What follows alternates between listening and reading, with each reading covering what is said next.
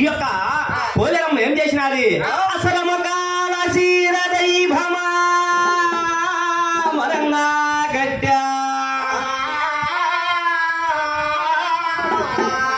ఆ గౌడీ రాక్షసుల పైకి అసలమ కాల శీర మరంగా కట్టినది.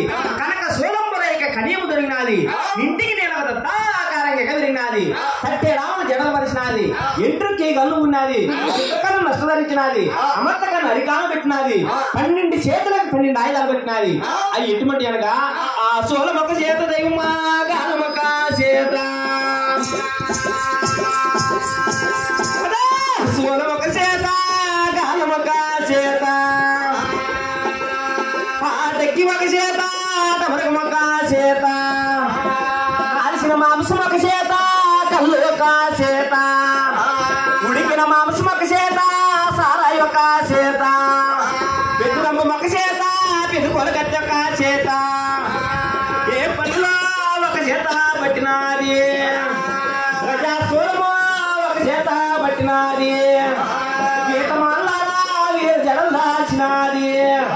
తాటి మాల్లారా పైకి దద్దాగారిని ఎగదిగినది. ఇటువంటి శ్రీనివాసపురం పోలేరమ్మ ఒకటో పాలం తీసినది. ప్రయాణంలో పెట్టినది. రెండో పాలం తీసినది. ఎటువంటి పాల పోలేరమ్మ ఏమి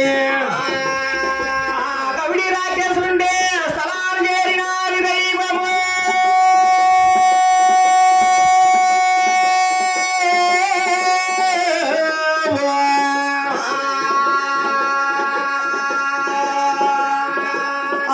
బాల పోలేరమ్మ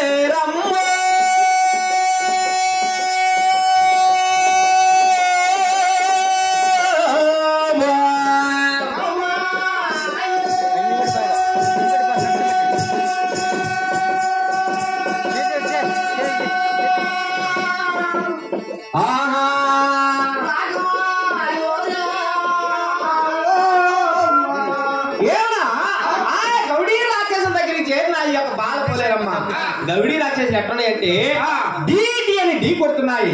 యుద్ధం అంటున్నాయి. అటువంటి సమయంలో గౌడీ రాక్షసుల తాంబూలము ఈ యొక్క బాల ఆ యొక్క బాల పోలేరమ్మ తాంబూలము గౌడీ రాక్షసులు పెట్టినాయి. అటువంటి సమయంలో కత్తి పెట్టి కార్యం చేసినట్టయితే ఈ యొక్క బాల పోలేరమ్మ ఆ యొక్క రాక్షసుని చంపి భూమి మీద వేసినట్టయితే ఆ యొక్క రక్తం సుక్క భూమి మీద పడినట్టయితే